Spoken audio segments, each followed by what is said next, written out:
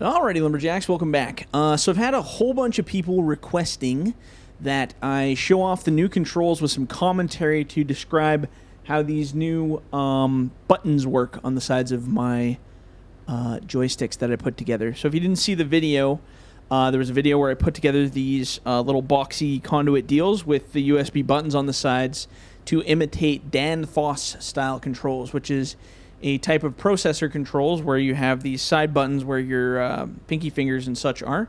But I had a whole bunch of people saying they wanted to see what it looks like in action and how they work and all that fun stuff. So here I'm demonstrating the new upcoming South Star head, which is a really cool model of one. And I was just kind of playing around with some of the wood here, and I was thinking, oh man, I should do a little video to kind of show off how this guy works. So button-wise, on Dan Foss style controls, your machine, your head's rotation is on your right stick. So I move that to the right, it turns the head to the right. If I move the stick to the left, it turns the head to the left. Now this is a little bit different from what I have my control set up before, so it's a little bit of a learning curve. So on the left stick is the same as all the machines. So your stick out and in, your cab swing. The only difference, and your boom, sorry, up and down on the right, but your only difference is just that your spin is on your right and left. The other difference is your roller arms, which is normally in kind of a toggle thing on top, but I don't have that ability, so I put it to these buttons here. So roll the tree backwards, roll the tree forwards, and then on your left stick on the top left is your claw open, claw close. So left being open, right being closed. Now on these bottom buttons, so on the top button of the little box down here, that holding it down raises the processor head up. Clicking the bottom one lowers it down. Now on the right one, clicking the button on the top closes your roller arms, which is already closed, and then clicking on the bottom opens your roller arms. So roller arms open, roller arms closed. Bottom open, top closed. Okay? So that's how I have that set up. So in conjunction with all that, it was a lot to get used to because I've been using those other controls for a super long time. But I'm starting to get a little bit faster at it now. But yeah, so like when I'm processing, lots of people are asking like how I do some of the stuff that I do when I'm processing. So basic processing is really easy. You know, you can fire your trees across, pile them up. Now everybody wants to know what I do at the end. So depending on where I am, like if it's flat here, I can just, so first thing I need to do is turn my head off so that it's not locked in the processor head. So I just have it set on this top button here that's considered B. And you can see it falls loosely in the head, then you can run it backwards and forwards. Now, what I do at the end of a cut is when I'm going, like see how it kind of hangs down? Now that I have these extra buttons, I can actually flip that head up a bit as I shoot it out. But what you got to be careful is if you just go to run it out, it'll get hung up on that back claw. So while you're running it out, you have to swing open your claw and flip it up at the same time. So as you're going, you go like this and just kind of shoot it over there. It's kind of weird when you're first doing it because you got to, get used to it. But once you get faster at it, it's actually pretty easy. And then I just run it out to the end. We're just going to do the same kind of deal here. The logs are kind of slippery and slidey.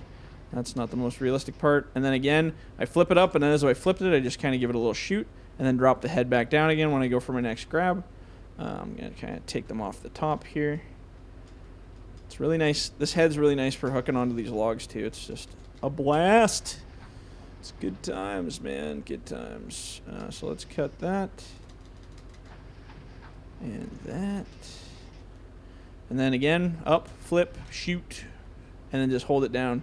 And again, it just becomes kind of muscle memory after a while after you do it for long enough. And again, you just, you can run your tree back and forth while you're bringing it in. You kind of use the weight of the tree to kind of make it do its own thing.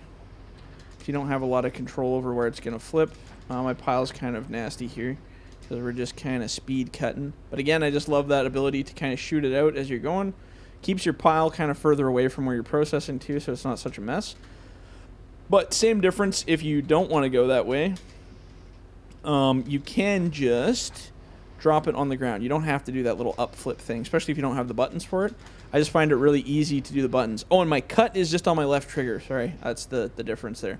But if you don't want to flip it up, you can just raise your head, kind of flick it without raising the head, and it works too. But I find it to be actually a lot easier if you do it with that head. I'll get a bit of a bigger tree here. The other thing is, so if you squeeze up too tight on the bigger trees, you're going to have troubles running the head through. Just like real life, I found the same thing. So if it's too tight on this part, so all you got to do is just back off the claw a little bit, and then you'll find it runs quite freely. But if you have it too tight, sometimes it'll get kind of like nudgy stuck in there, and then it won't slide as good. So then just, like I said, back off on the claw so the rollers are doing the work for you. Do your little cut wherever you need to. Run it through. And presto, you got yourself a dancing processor head. Fire into the pile. And like I said, after you do it long enough, like 2-3 weeks ago when I first started using this thing, or well, maybe a month ago now, I was horrible because I'm not used to the right swing, and I'm not used to tilting the head to shoot my tops or doing any of that kind of stuff. Now, if I get back in a real machine, I think I'm going to have a little bit of an easier time. Again, I won't be as fluent as this game because this game is just the way it is. But for the most part, just grabbing logs in general, getting used to that whole different kind of control style was quite the wacky deal. But you get used to it, you know. It's starting to feel more natural to me now. But man, when I first started, I felt like I was logging all over for the first time. I'm like, I don't know what I'm doing. This is weird, man. But yeah, you kind of just get used to it. Shoot that one over there just for fun.